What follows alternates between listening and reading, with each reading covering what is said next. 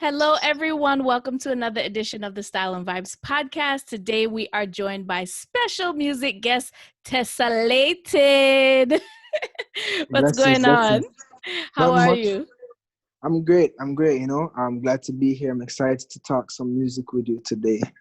I love music. My listeners know I can go long talking. So I'm gonna try getting that thing quick. All right, let's run it. so Let's run it. So tell me about you as an artist. I know a lot of people have heard your music, but they don't know you as a person. So I definitely Okay, want to dive into who you are and what your musical background kind of coming up was. for sure. So me, I'm 23 years old. Grew up in Kingston, Jamaica, and I feel like overall the best way to describe me as a person, I'm just a lover of art in general. So whether it's music, visuals, painting, poetry, all different forms. So I take influence from a lot of different things, and even within music, I take influence from many different genres. Mm-hmm. Um, so growing up in Jamaica, naturally, I was exposed to a lot of music. Jamaica is just like music and Jamaica are intertwined at the core. So even though I didn't really have anyone in my family who played music, I was still exposed to a lot of music from a young age. There's a lot of music appreciators in my family, Mm-hmm. and I think because they can't play music, they especially wanted me to be able to. So from a young age, I started going to like a couple of music lessons. I went and I learned drums, and then I learned steel pan and thing. Just like little like after school type of activities and whatnot. And then later on, like in like early teenage years, I started picking up different instruments on my own accord, like piano, guitar, bass, those type of things, just as hobbies, just play music with friends, and all those kind of vibes. And later on now, like probably like the last couple of years of high school, I picked up producing just through the internet, looking up YouTube videos, teaching myself how to produce, and really just trying to make and put down some of the ideas I had in my head. And from that, by the time I ended high school, now I realized, this is actually what I want to pursue professionally. And, I got a scholarship to go to school for audio engineering.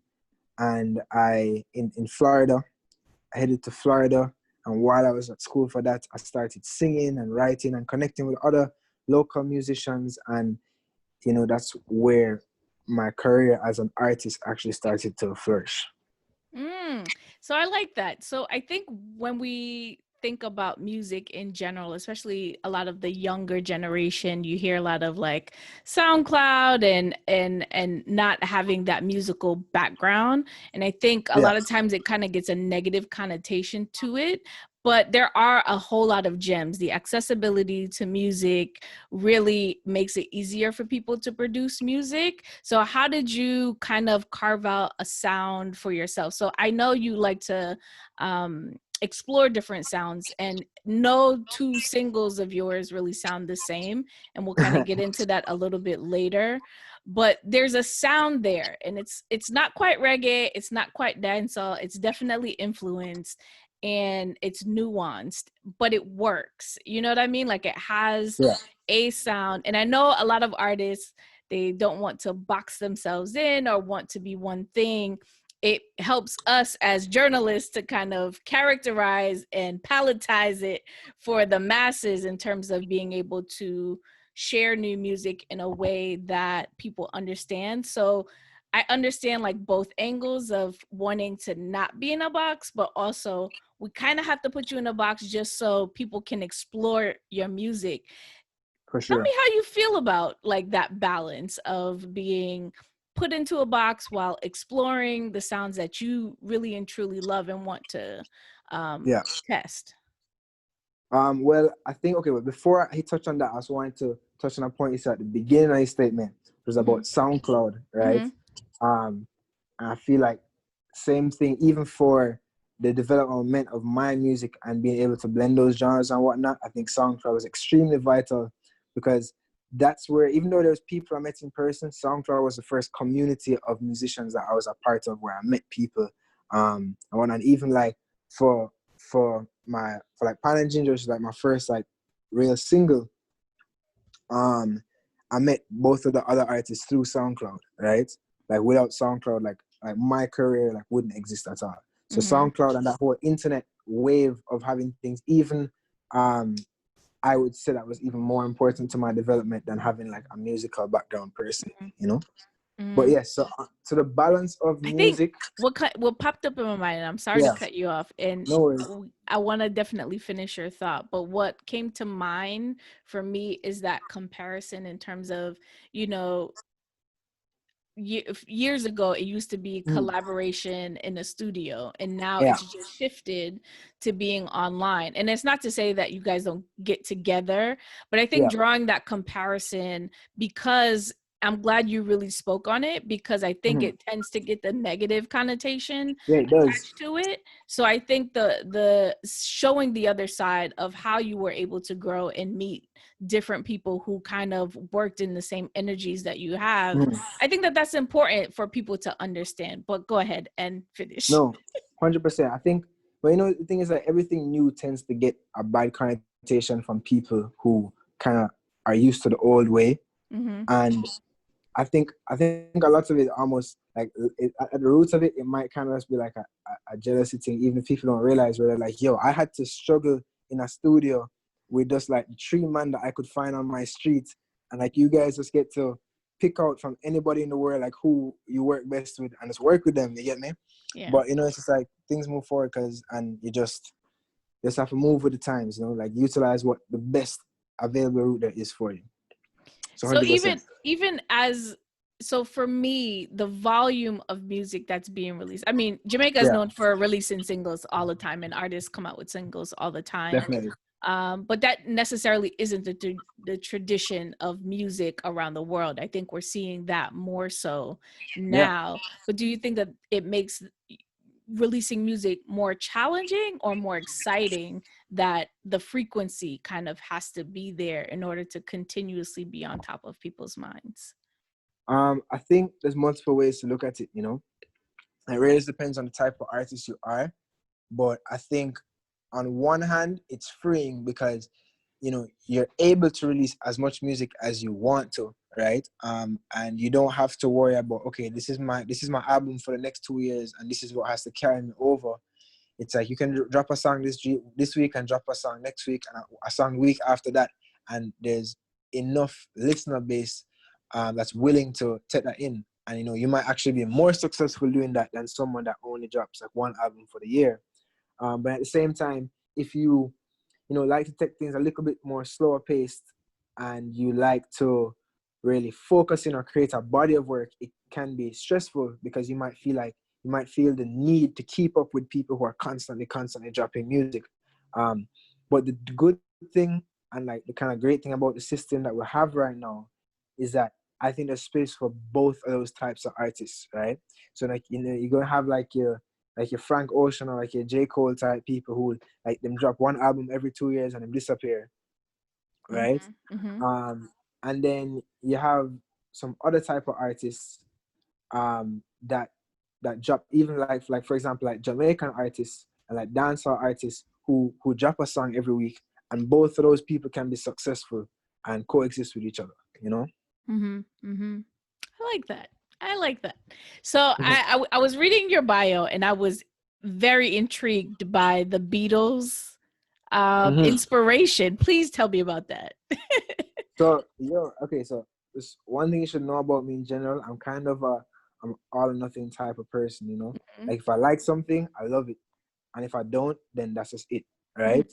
So when I discovered the Beatles, right, and I actually kind of discovered I know about the Beatles from like a long time, but really when I was 14, I really started like listening to the Beatles, and like me and my best friend at the time, really got into the Beatles, and you know, they have a huge discography. It's like 700 something songs. So it's like there's just so much content and like so many like transitionary phases that they've gone through that I was completely like got obsessed with them. And it's like I was listening to the Beatles. Like, you know, not I wouldn't listen to maybe like some other musicians, but like the majority of the music I was listening to was just the Beatles.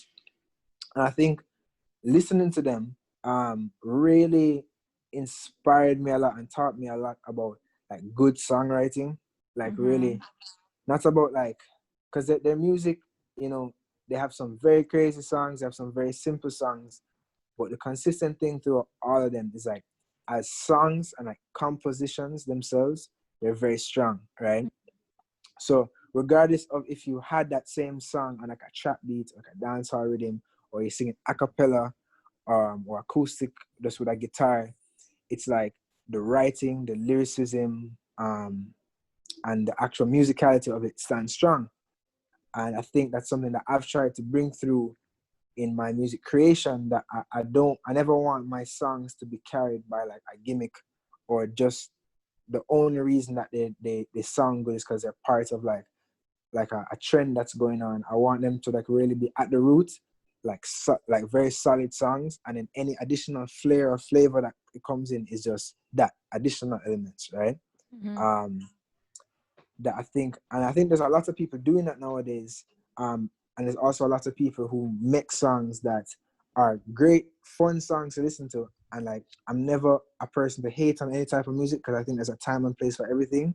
But there's a lot of songs that are like, for lack of a better word, like they have a short shelf life, you know? Like they're nice for the moment, but in the test of time, like there's not much substance to keep them going.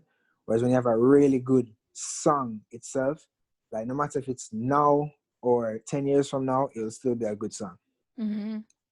That is definitely true. I think I've never even really hardcore listened to the Beatles like that, but now that you kind of have that explanation, I feel like I need to go back and explore a little bit. No, So definitely. you mentioned your first song is Pine and Ginger, and I didn't realize that you had produced that until later on. I had heard the song and loved it, and then as I kind of did more research, I was just like, oh, okay. And Odessa, my other fellow podcaster, put me on to some more of your music, so I kind of got hooked that way. So tell me about that being your first single and how that collaboration came about. So that definitely wasn't like my first song. It's not your first song. Okay. I stand my first corrected. song, I would say, in terms of what I meant was like, in terms of my like actual like career in like the real music industry, that was my first like, that was a song that was like my first real single in terms of like something that was actually, you know, pushed on an actual professional level and actually gained traction worldwide. And it was actually even like distributed properly, because all the songs before that were literally just like Soundcloud, you know, just like, okay, I'm gonna finish this, post up on Soundcloud, and that's just it, right? Which there is a lot to be said for that, because, you know, having a platform like SoundCloud that was where I could just distribute my music instantly and have it out in front of people and gain a fan base. You know, I used to release a song a week on SoundCloud from probably like near the end of high school to like 2 years into university, right? Oh, So, wow. yeah, and most of those were just instrumentals, like beats. Got it. Okay. But doing that allowed me to hone my skills, and also allowed me to get like instant feedback on what people like and didn't like, and allow me to just really explore in a free, open space without too much pressure. So, but same thing, those songs, like same thing, some of them you can't even find them anymore. They definitely weren't like put out. But Pine and Ginger was one of my first songs that I ever really sang on, and it was the first one that was properly pushed out, and it got picked up by a label, and really got like some support behind it. But being that like first quote unquote song, I think it was interesting first because like, it was a 3-way collaboration, right? Which is, there's positives and negatives to it. You know, the nice thing about it is, you know, I had 2 friends who all the things that we're going through, and all the new things, all the stressful things, all the positive things at the same time, we're kind of going through them together. And like being like, okay, like all this is new to us, you know, like having like an actual lawyer for the first time, you know, and like having to go through like contract negotiations and, you know, doing our first shows and like actually like having a manager like for the first time, like all those things, we're experiencing them together. So I never felt alone during any of it. But also like the responsibility, because then at this point now you're not just relying on yourself. You're like, yo, anything I'm doing, like you need to make sure to carry your parts of the thing too, and like you guys need to deliver on your parts and thing. But it's definitely interesting. I'm definitely super grateful for that whole experience, and I'm really grateful that it was a song that I genuinely liked and something that I felt was true to me and our sound in general. It wasn't something that we created with the intention of, you know, making a lot of money or like trying to like gain notoriety off of it. It's something was literally made and we're like, hey, like we can make something really cool for us, and then we can put it out, maybe people will like it, right? And then it just kind of took on a life of its own. Yeah, and it evolved pretty organically for me, because it's not like I heard it, like someone sent it to me. It kind of like I heard it in a party, I heard it in a lounge, I heard, you know what I mean? So I think that it takes on a different path when it kind of is just growing organically and people are just playing the song. You talked about being a producer. How did you kind of step into being in the limelight, or have you always done both since the start of your musical career? Because I mean, I'm trying to calculate. I'm like, if you released a song every week for a good 3-4 years, like that's a lot of music, like between production and just writing, like that's a lot of practice. And I think people don't really understand that part. Is they feel like it, you know, it just comes overnight. So to me, I feel like you've kind of been honing both. Which one do you enjoy the most, or you can't choose? So, you know, I think, the honing of the skills is something that can't be understated, because a lot of that music I released, well, the reason you can't find it anymore is because it's really bad. Like it was really not good. That's all, right? But same thing, just doing it consistently and doing it over and over again allowed me to like slowly get better over time. I think no matter what, I think I will always be, or like my mindset would be like production first, right? Just because that's what I started off with. And even now, the root of a song to me is always the production. And like, that's how I start. I always start like with like the beat, melody, drums before I even get into writing. So I think I wouldn't say I necessarily enjoy production more, but I think like that is maybe even like a bigger part of it than the writing to me, because I guess to me, like the whole song is production. Like the writing, I'm looking at the writing as like another instrument that's going into the overall song, right? So I definitely have like a producer mind when I'm thinking about creating music. But even the writing, you know, I'm still like trying to, because same thing, I had several years of production experience before I started writing. And my writing, so even when Pine and Ginger released, that was less than like a year into my like artist like writing stage, right? So it's only like, I think like now, for example, my writing has caught up to where it's at like an equal level almost to my production, where they're balanced. But in the beginning, I was really trying to play catch up with my writing, because I felt like my production skills had been honed, but I just hadn't put in those hours yet in writing to kind of match the production level, which is why over the last couple of years, I haven't put out a lot of music, because I didn't want to put out anything that I wasn't 100% confident in being like the best that I could do, and like really portray the sound and the feeling that I wanted to carry across in my music. Yes, I had so many different thoughts and they left me. But in terms of, so let's progress, I guess, a little bit to kind of where you kind of, let's progress to learn some jazz today. How did that even come about? Because that's a completely different sound from Pine and Ginger.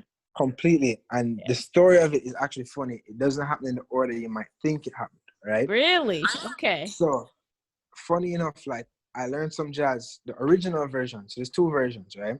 Mm-hmm. There's the original version, and this version was an updated version that I kind of rewrote it, re-sang it, and like reproduced it. It's the same fundamental song, but it has, you know, it was a couple of years later, so I was able to sing it better and just add better production elements than I did initially, for the Apple ad, right? But originally, the first version of the song was actually the first song I ever released as a vocalist, right? So that was in 2016, and the original version of the song was only like a minute and a few seconds long. So it was just the verse and the chorus, which I guess technically wasn't even a chorus at the time. It was kind of just like, I don't even know what it was. Maybe more like an Mm-hmm.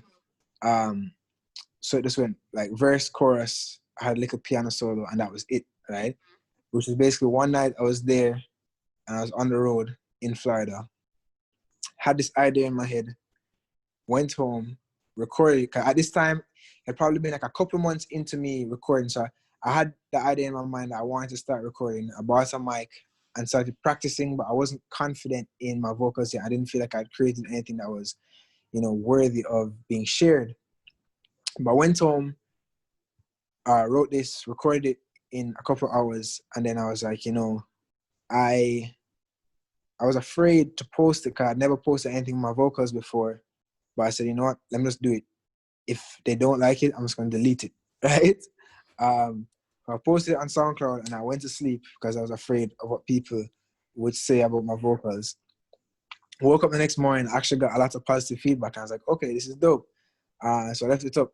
And that's that same version of the song that the music supervisor from Apple actually heard and wanted to work with, which is crazy to me because I think that version was absolutely just, I don't even know.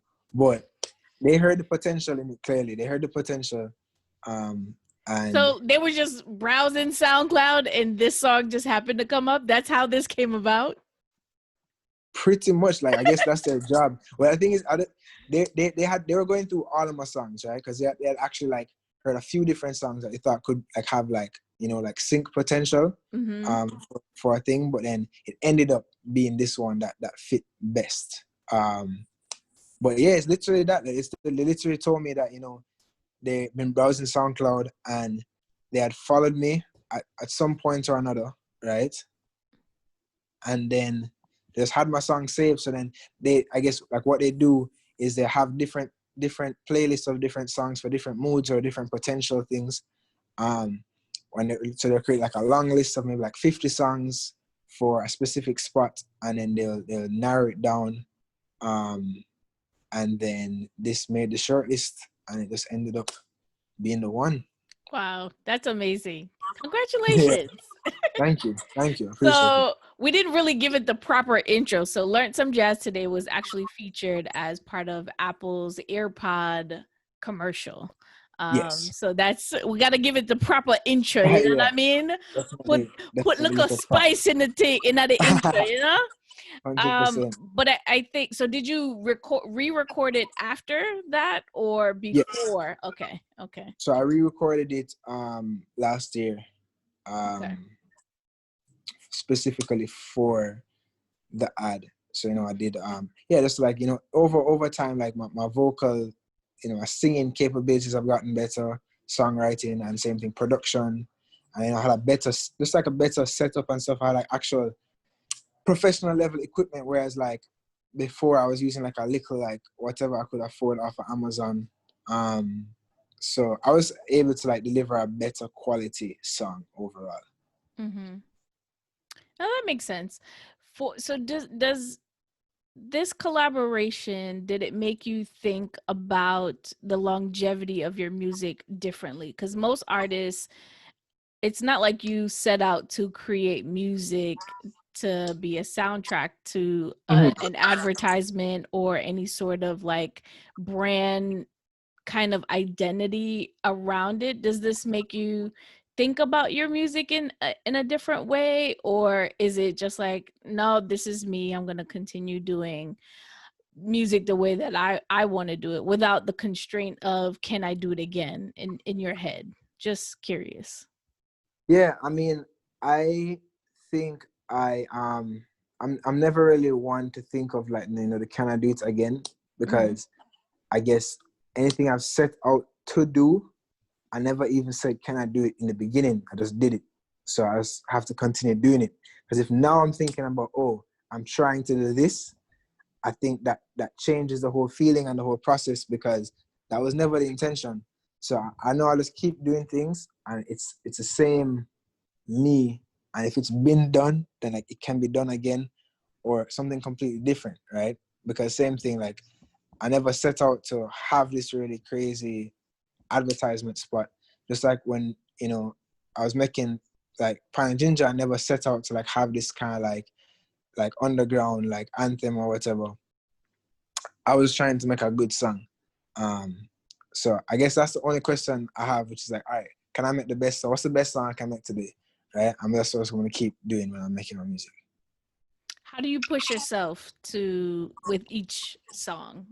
I know you talked a lot about the feedback that you would get Yeah. in terms of how you kind of take it to the next level or come back and kind of readjust how you think about things. And I think that that's a great way to get feedback and actually internalize it through the music, because that is a process that I don't think we hear about too often. So how do True. you kind of, improve, or I'm sure you don't think about improving, but you just do it, it kind of sounds like.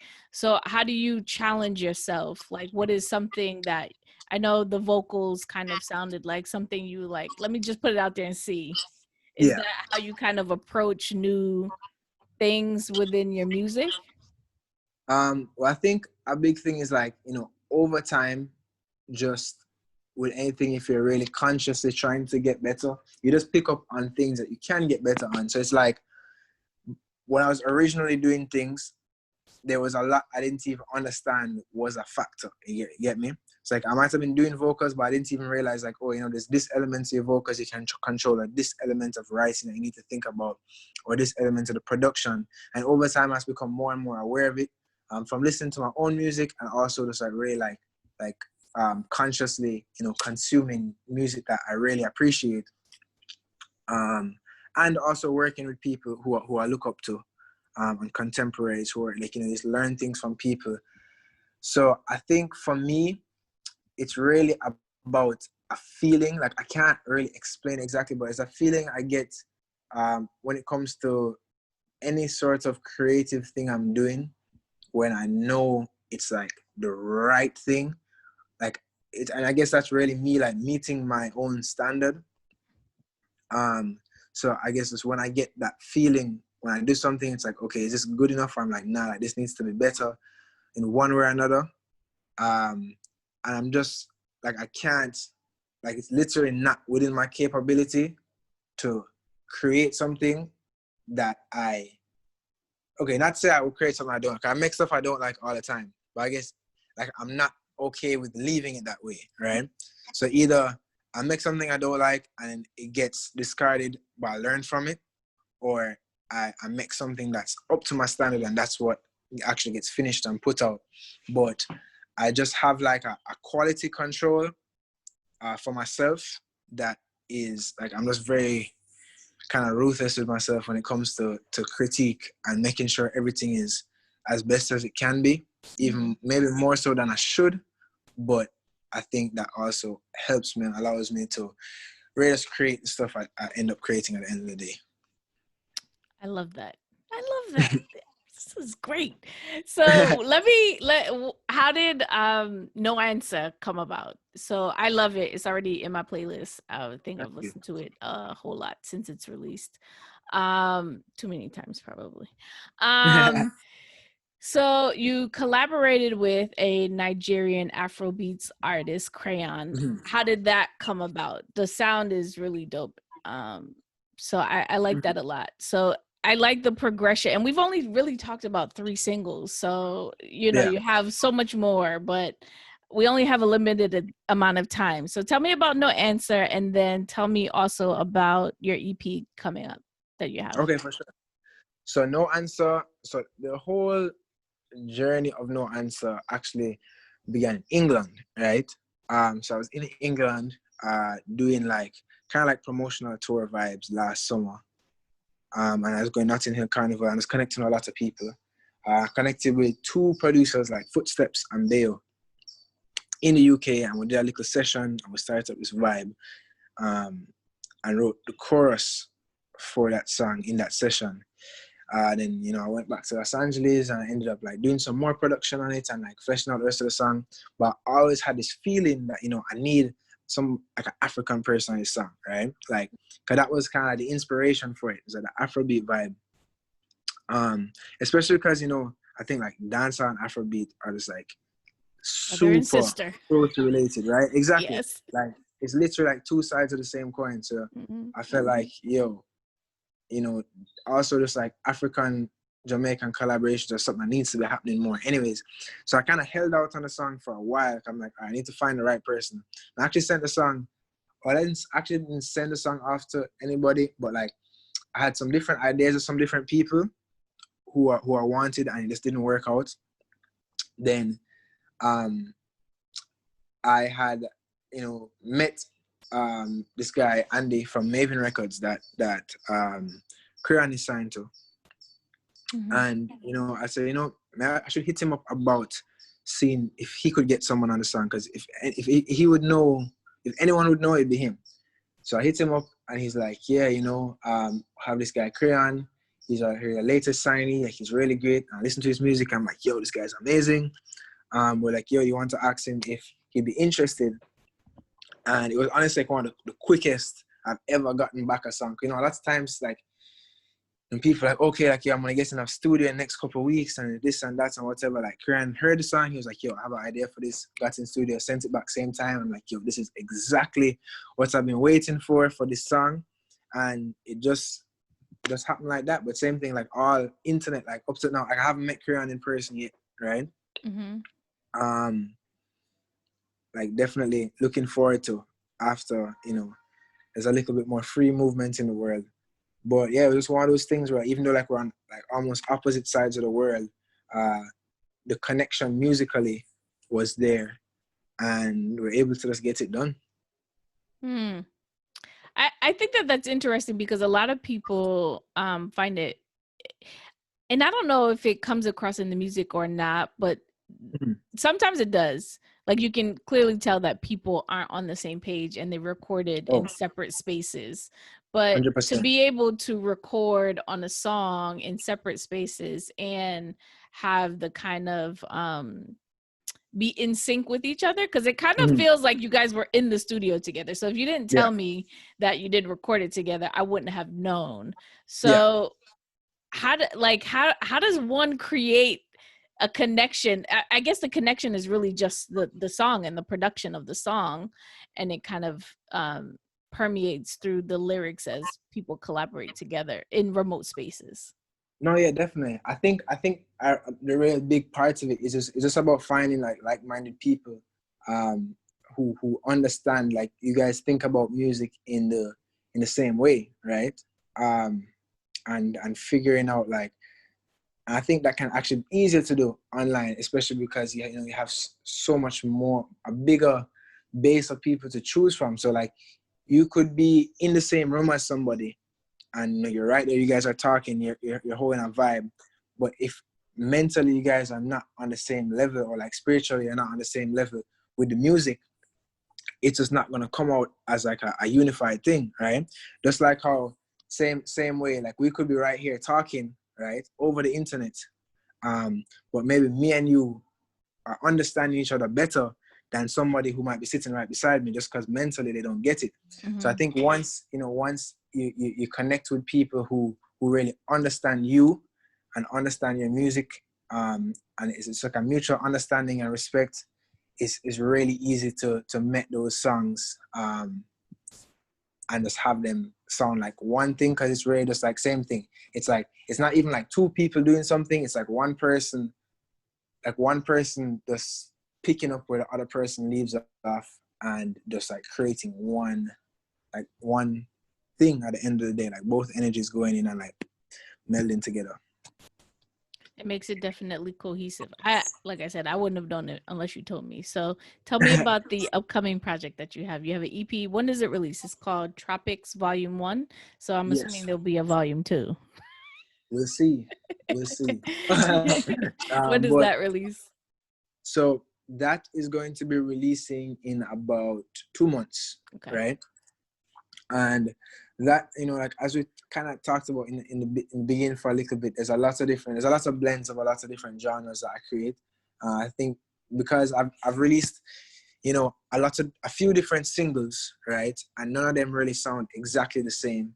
It can be hard, I think, for somebody who's listening to my music, or is a fan of me to really understand what I'm really about.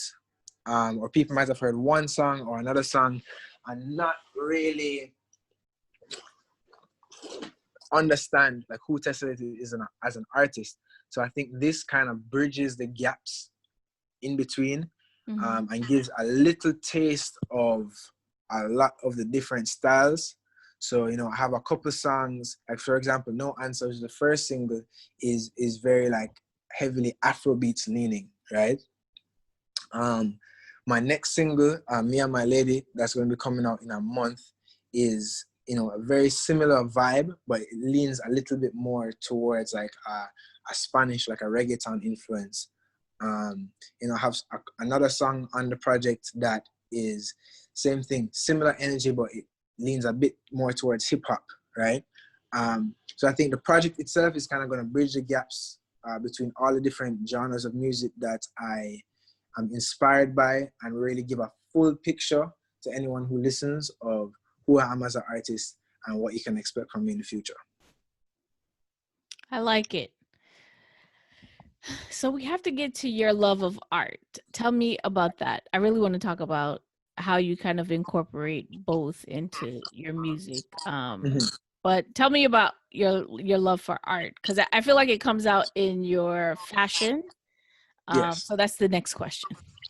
Okay. Well, I think, it's just like same thing. Like my love for music is really just one piece of my love for art in general.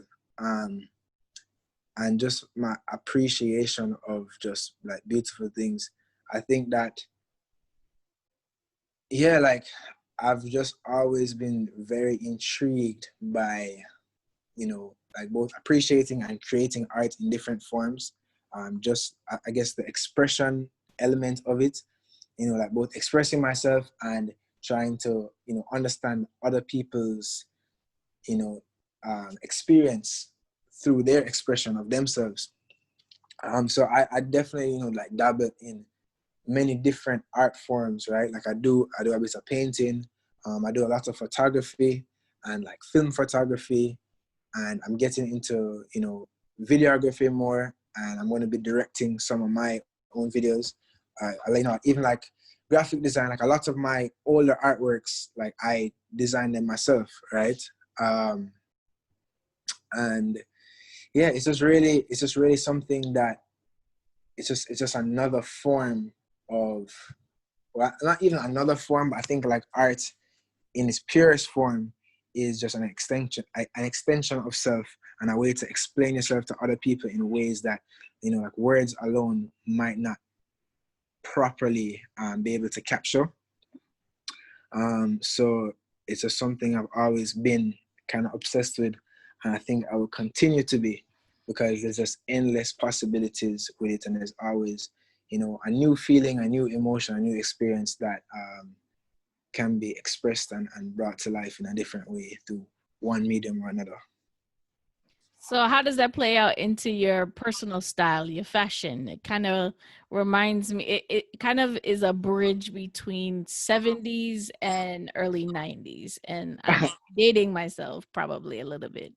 But it has this definitely free spirit, creative, like, do you just go with the flow, or you just wear whatever you feel like? Like, what's your style? How does it fit your Definitely. vibes? I think I've like different it depends on the moment, right? But I think there's usually two main moods for me. It's either I'm just wearing what I feel like, in terms of like I'm wearing what I feel like expresses how I feel in the moment, which might be, same thing, like there's something like very like, say I put on just like a big colorful hoodie and some jeans and just like some dope shoes. Like depending on the day, that might just express that's how I feel internally, and I'm expressing myself externally. And the other mood can be really like I'm viewing like myself almost as like a canvas, right? So when I kind of more dress up and like, okay, I'm gonna put on like a fit. It's like, okay, I'm the canvas. Like I'm making myself an art piece, and I'm gonna be walking around. This is the first thing people are gonna see from me before I even speak a word or maybe even look at somebody. They're gonna be able to understand a bit of who I am based on, like what I'm wearing. So sometimes I like to use that, right? Just to like express, same thing, just to express, because I think, like almost the entirety of the human experience is us trying our best to communicate, our internal selves to other people externally. And, I don't think it's fully possible to do it 100%, but I think it's like a continuous struggle, right? So I think every step and every like form of being able to, this is one more layer of expression, kind of gets us a little bit closer to fully understanding each other. So same thing, the fashion is like one more level on top of that. And additionally though, one other thing though that I really like, especially in Jamaica more so than in America, I feel like in Jamaica a lot of people are sometimes afraid to try different things fashion wise, because of, whatever boundaries like the societal, norms place on them. So sometimes even just by doing something very simple, right, it can just kind of create an effect for people that just kind of allows me to be like, yo, hear what? Yeah, I'm not really what you guys are on still. Just so you know, you get me? Like literally like simple things like wearing like 2 different earrings, or like having 2 painted nails, or just like wearing like something, just like something bright and pink, like just because, right? Just kind of, I don't know. I see some interesting styles coming out of Jamaica. Yeah, and I love it. I love it. You get me? But I think a lot of things. No, but I know. That's I like know what my you mean. generation. I know what you mean. Yeah. I think a lot of people, especially like my generation of people, they don't care, right? They're just doing what they want to do. Boundaries. Yeah. Pushing the boundaries, because realistically, there are no boundaries. There are no physical boundaries, right? It's just our mental boundaries that are not really there for any, valid reason. So I think they're not constrained by them at all, because they don't see them. I like it. I think we can end there because it's just perfect. So you have your EP dropping in a few months. Is there any last words or anything you want to share? What people should be checking out besides No Ansa, which I'll share in the notes of the podcast, but let them know where they can find you and what's next for you. For sure. So, you can find me on Instagram at TessVibe, TessVibe. And you can find me everywhere else at Tessellated. It's a little bit hard to spell, but it's 2SE, 2L, right? If you can just remember that, you'll be good. TESSELLATED. The same thing for all music platforms. Wait. Now I have to go back. How did you pick that name? How did you come up with the name? It's a long story. But the short version of it is, like same thing we're talking about. Lots of influences, lots of blends. A tessellation in art is kind of like, it's a form of mosaic, pretty much, right? It's a very specific form of mosaic, but that's what it is in essence. And I felt like my music is kind of it's like a mosaic of sorts. Like you have a lot of things that you're taking from different places, but you're creating like something brand new with it that's its own thing. So that's really where it comes from. Awesome. Okay, now we can end it. No, we can. Yeah, and then in the meantime, before the project, the visual for No Ansa is dropping next week, and then there's one more single before the project that's going to be coming in a couple of weeks, so you can look out for that too. All right, we'll definitely look out for it. We'll share it on Style and Vibes as well. Thank you so much, Tessellated. This has been so much fun. I enjoyed talking music with you and looking forward to everything you have coming your way in the future. Likewise, thank you for having me. It's been a great conversation. I love when I can just, have an interview, quote unquote, but it really feels like just like, having a conversation with a friend about some music and just exploring some ideas. So appreciate it a lot. Awesome. Until next time, later, my peeps.